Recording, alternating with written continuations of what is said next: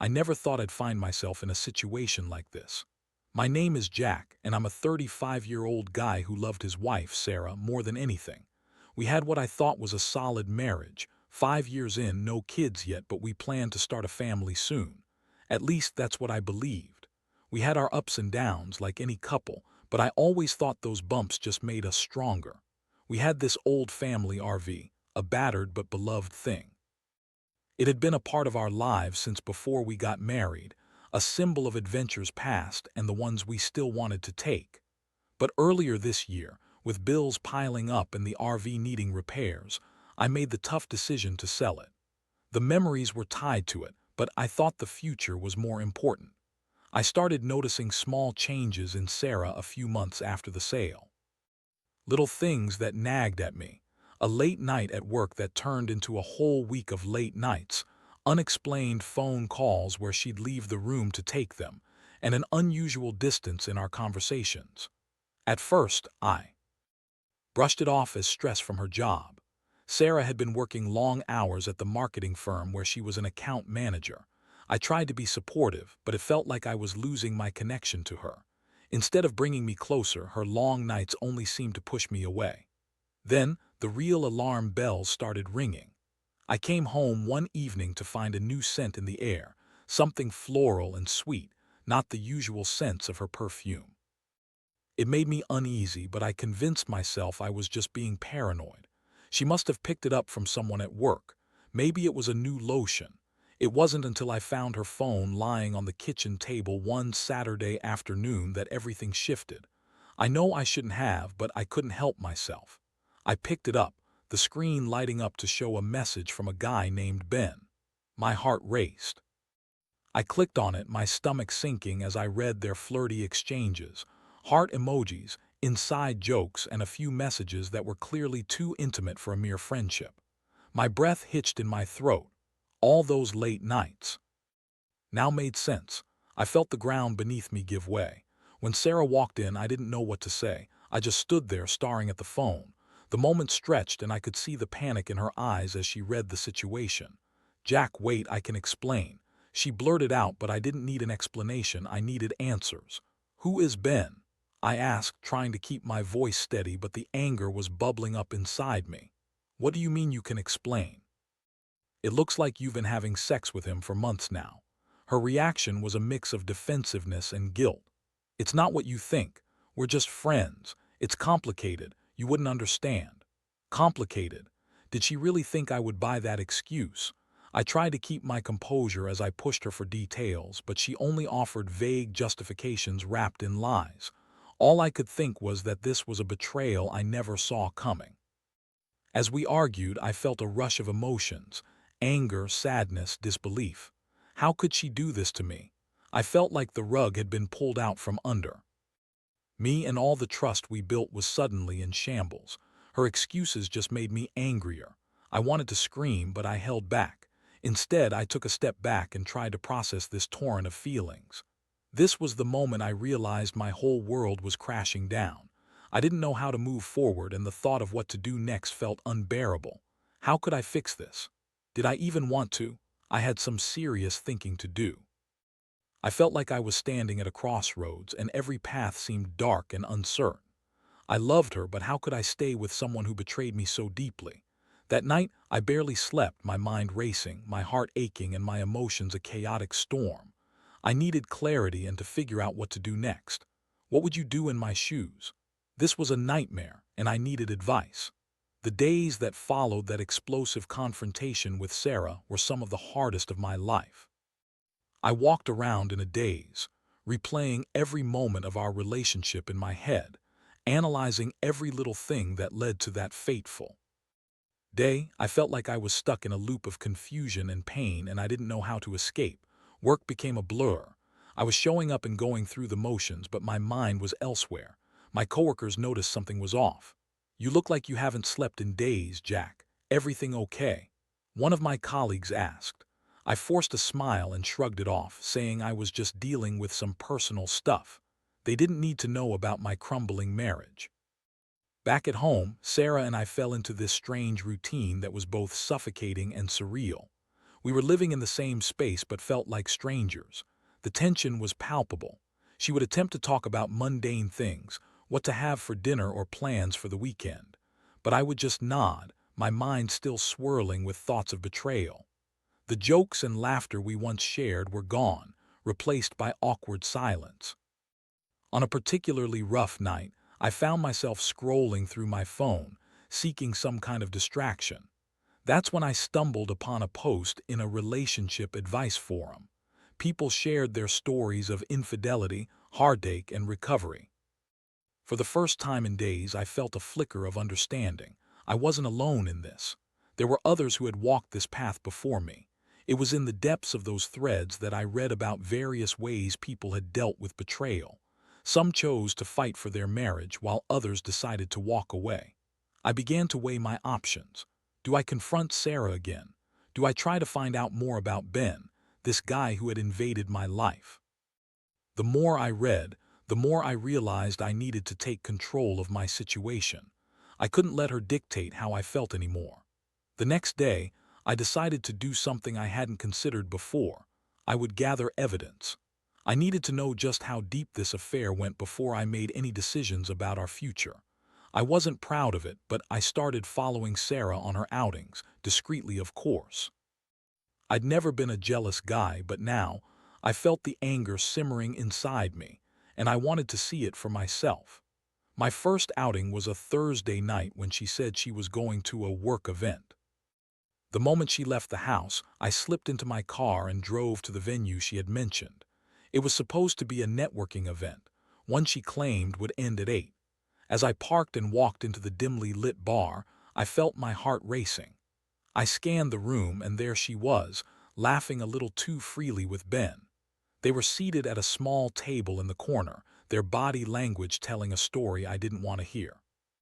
I watched as her hand reached out to touch his, seemingly innocent, but the familiarity in their gestures made my stomach churn. I was filled with a mix of rage and heartbreak, and as I stood there, I felt tears prick at the corners of my eyes. What was I doing?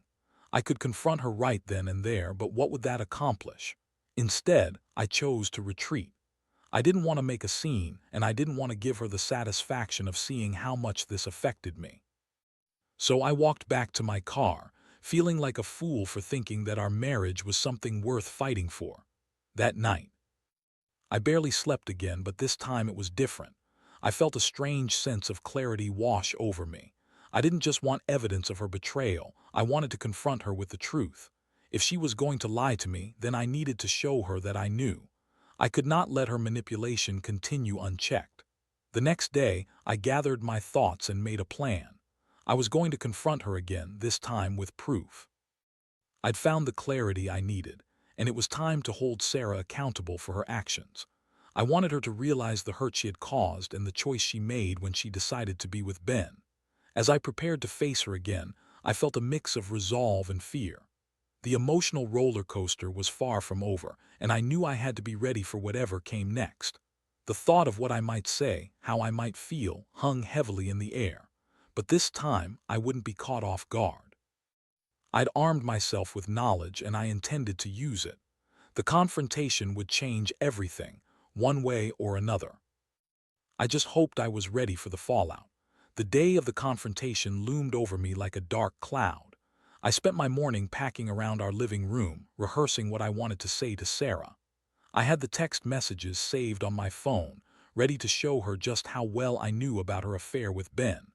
I could feel the adrenaline coursing through my veins, mingled with a heavy dose of anxiety. This wasn't just a conversation, it was a reckoning. When Sarah came home that evening, I was sitting at the dining table, staring blankly at my phone. I could hear her footsteps getting closer, her cheerful humming cutting through the tension like a knife. "Hey Jack, how was your day?" she asked, her voice bright as if nothing was amiss. I looked up and forced a smile. "It was fine, but we need to talk." "Uh-oh," she said, her tone suddenly shifting. "That sounds serious." She took a seat, her eyes darting between my face and the phone in my hand. "Yeah, it is." I took a deep breath, trying to steady myself. "I know about Ben." The words came out like a shot, and I could see the color drain from her face. "I know you've been lying to me, Sarah. I know everything." She opened her mouth, but no words came out. For a fleeting moment, I felt a glimmer of satisfaction, but it quickly faded as I watched her scramble to compose herself. Jack, I can explain. It's not what you think, not what I think. I interrupted, waving my phone in the air. You think I'm just going to sit here and let you spin some tale? I have the messages right here. You've been flirting with him, and it looks like it goes a lot deeper than friendship. I hit a button and the screen lit up, revealing a string of texts filled with heart emojis and secrets. As she read, her expression morphed from panic to anger. You went through my phone. How dare you invade my privacy? Privacy. I shot back, my voice rising. You've been cheating on me. You don't get to act like the victim here. All the hurt I felt came rushing out in that moment. The betrayal I had been holding back for days spilled over, and I didn't care if I was raising my voice. Jack, please listen. It's complicated, she said, her voice rising to match mine. Ben and we started talking as friends when I was feeling overwhelmed, and it just escalated. I didn't mean for it to happen.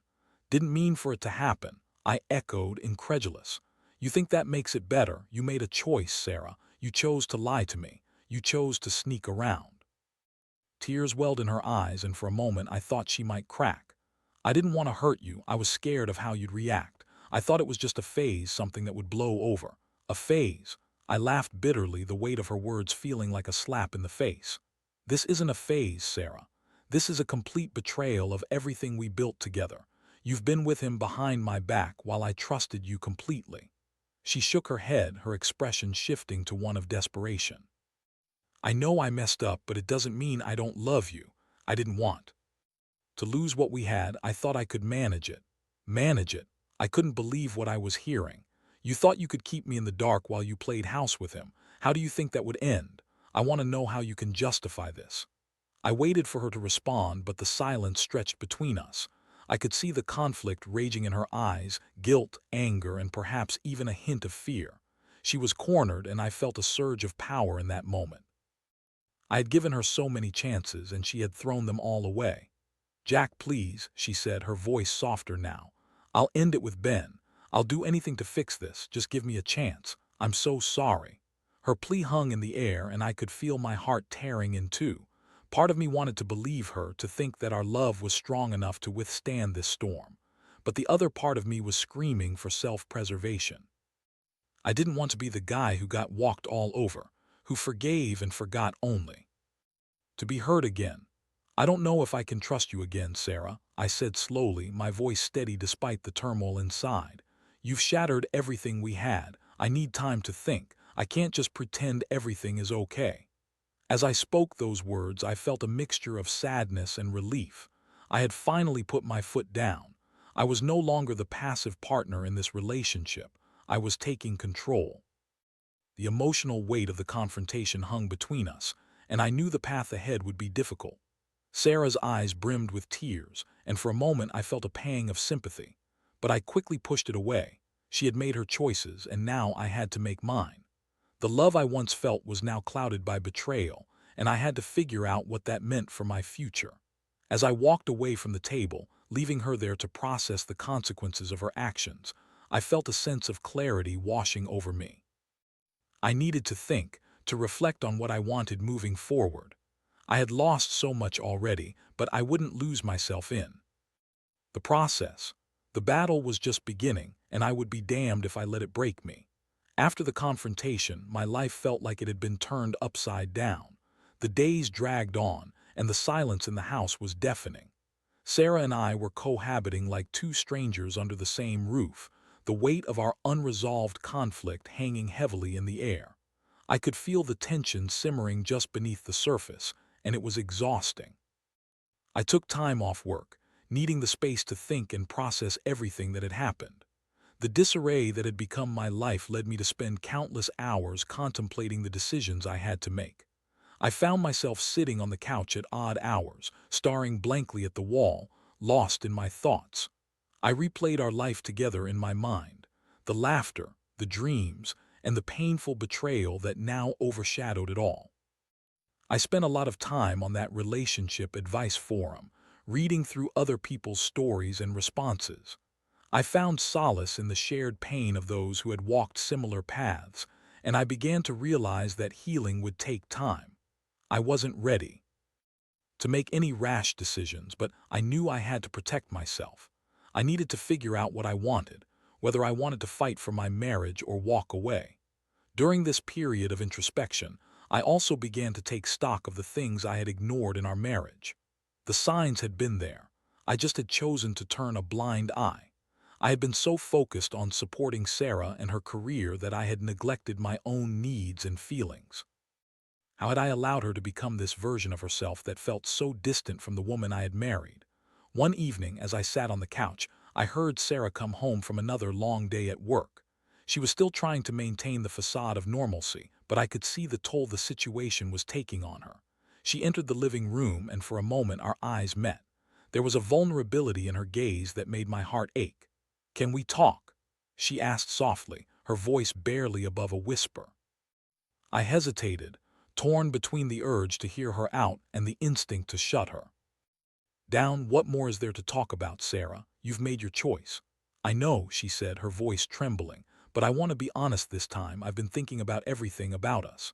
I leaned back in my chair, folding my arms across my chest. "What do you want to say?"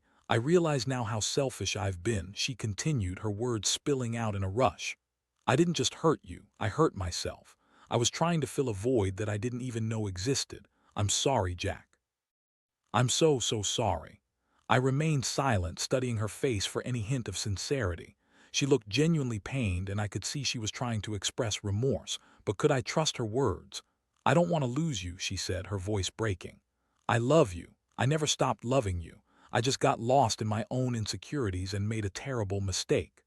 "Love is supposed to be built on trust, Sarah," I replied, my voice steady but filled with an undercurrent of sadness. "How can I ever trust you again after everything?" "I'll prove it to you," she insisted. "I'll end things with Ben for good, and I won't hide anything from you. I'll do whatever it takes to rebuild what we had. I'm willing to go to counseling, to put in the work. I want to make this right." As she spoke, I felt a mixture of emotions battling within me. Part of me wanted to believe her, to give her another chance, but another part of me was screaming to protect myself from further pain. I had been burned once, and I wasn't ready to walk into the fire again. "Let's just take it one step at a time," I finally said, my voice softer than before. "I need to see that you're serious. I need to see that you're committed to fixing this, but it's going to take time." Her eyes filled with hope. "I'm willing to wait as long as it takes, Jack. I'll do whatever you need. I love you." I nodded, though uncertainty washed over me. Could love be enough to heal this wound? It was a question that lingered as I weighed my options. I wasn't ready to forgive her completely, but I was willing to explore the possibility of redemption, provided she was truly sincere. The next few days were a whirlwind of emotions. Sarah did her best to make up for what transpired. She was more attentive, seeking to reconnect in any way she could.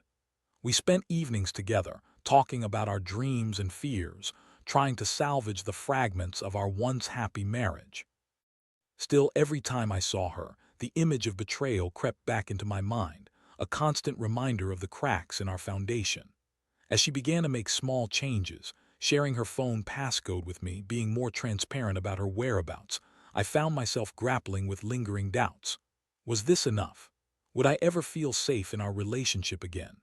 In the depths of my heart, I wanted to believe that love could conquer all, but I also knew that trust was earned, not given. I realized that moving forward would require me to be open and honest about my feelings as well. The journey toward healing would be long and fraught with challenges, but perhaps it was one we could navigate together. With the decision to try and rebuild our relationship, I felt a glimmer of hope, yet I couldn't shake the feeling that we were standing on shaky ground. The question remained: could we rise from the ashes of betrayal, or would the scars be too deep to heal? Only time would tell. The weeks that followed were a mixed bag of hope and uncertainty. Sarah and I had made a tenuous agreement to try to rebuild our relationship, but it felt like walking on a tightrope.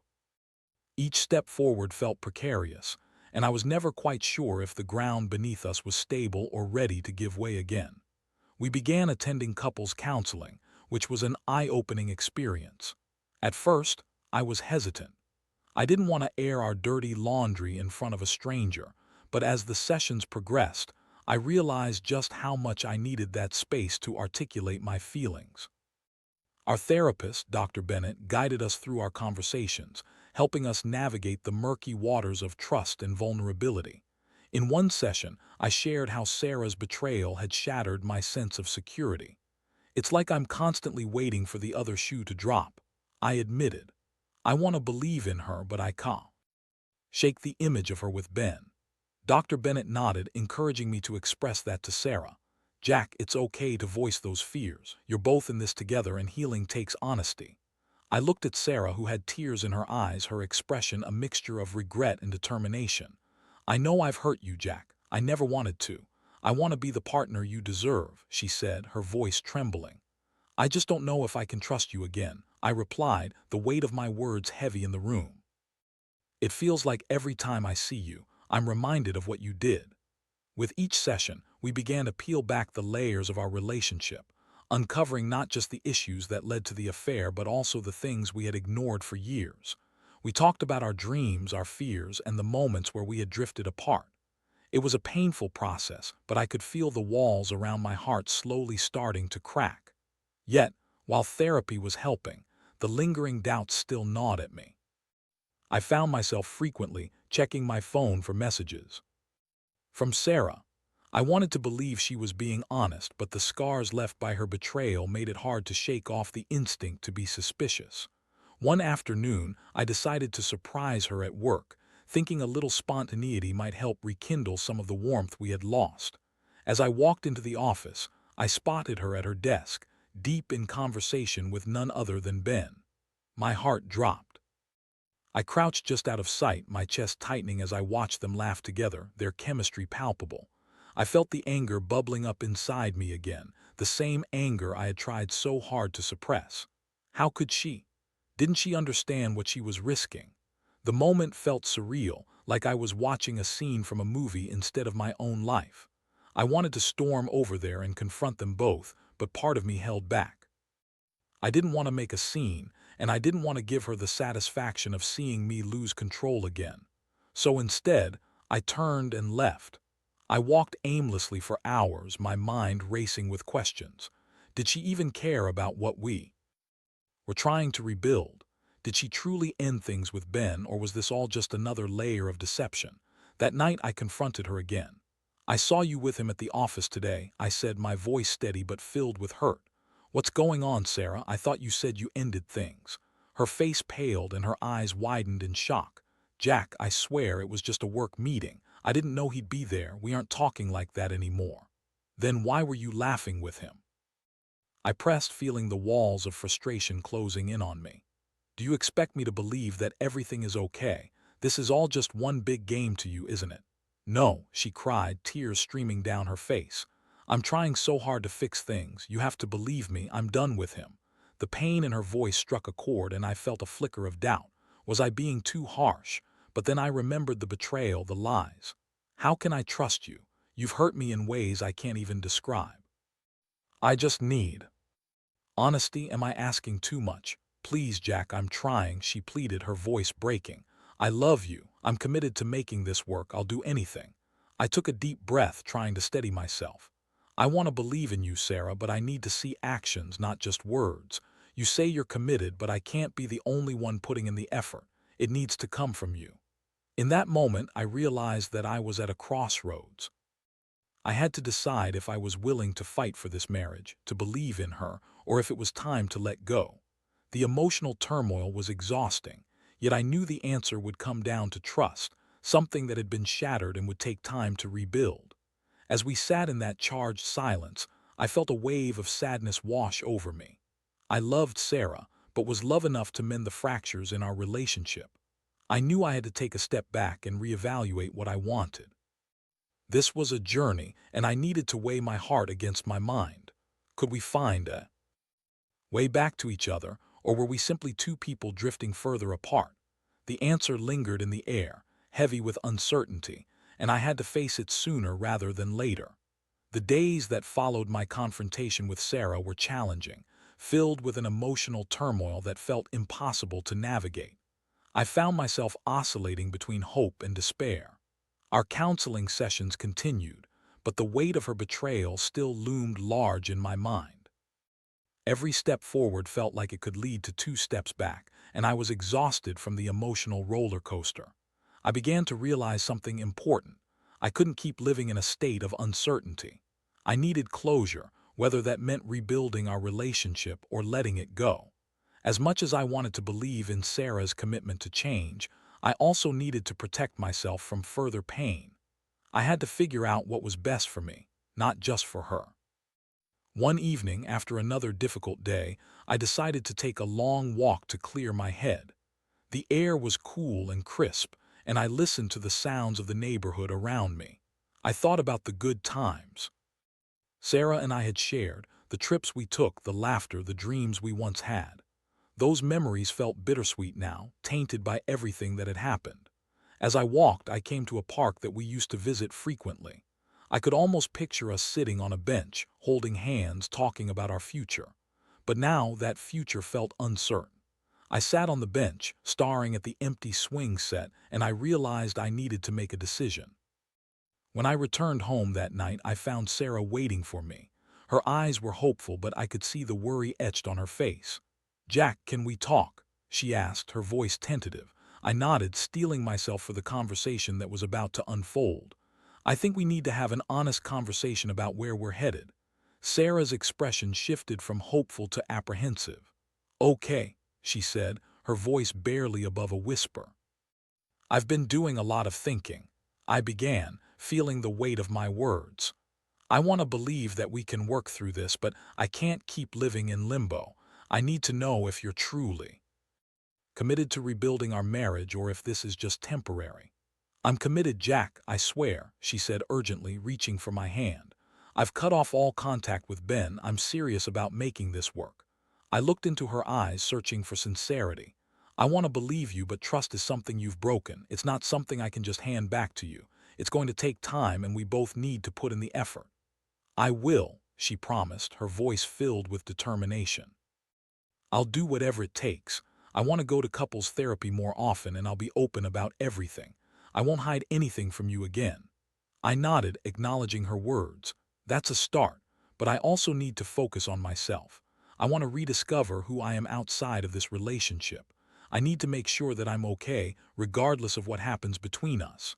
Sarah's eyes filled with tears again, and a part of me felt guilty for wanting to take space. But I also knew it was necessary. "I understand," she said softly, her voice trembling. "I don't want to lose you, Jack. I'll respect whatever you need." With that, we reached a tentative agreement. I would focus on my own healing while we worked together to rebuild our relationship. We would continue going to counseling, but I would also start spending time doing things that made me happy, whether that meant picking up old hobbies or reconnecting with friends. I needed to find myself again, separate from the turmoil that had become our marriage. Over the next few months, we navigated this new chapter with caution. We attended therapy together, where we learned to communicate more openly and honestly. Sarah was making a genuine effort to rebuild trust, and I could see her commitment in small gestures. She was transparent about her whereabouts, reached out to me more often, and initiated conversations about our feelings. But I also focused on my own journey. I reconnected with friends I hadn't seen in a while and began to explore my passions again. I took up running and found solace in the rhythm of my footsteps on the pavement. I also started journaling to process my emotions and reflect on my experiences. It was a slow journey, filled with ups and downs, but gradually I began to feel a sense of hope returning. I wasn't sure if we would ever fully heal, but I was learning to trust myself again, and that felt empowering. As the months wore on, I found myself looking at Sarah differently. I saw the effort she was putting in, and it began to soften the edges of my hurt. We laughed together again, shared moments of intimacy, and slowly, the walls I had built around my heart started to come down. But I also knew I was still guarded. Trust would take time to rebuild fully, and I was prepared for that reality. I understood that relationships are complex and often messy, but I was willing to work through the mess. In the end, I realized that love isn't just about the good times. It's about weathering the storms together and coming out stronger on the other side. While our journey was far from over, I felt a renewed sense of hope. We were learning to navigate the complexities of our relationship, finding a path forward that felt right for both of us. So, to anyone out there who finds themselves in a similar situation, my advice is this: trust your instincts, take the time to heal, and don't be afraid to stand up for what you need. Healing takes time and effort, but it's entirely possible to find a way back to each other if both partners are willing to put in the work.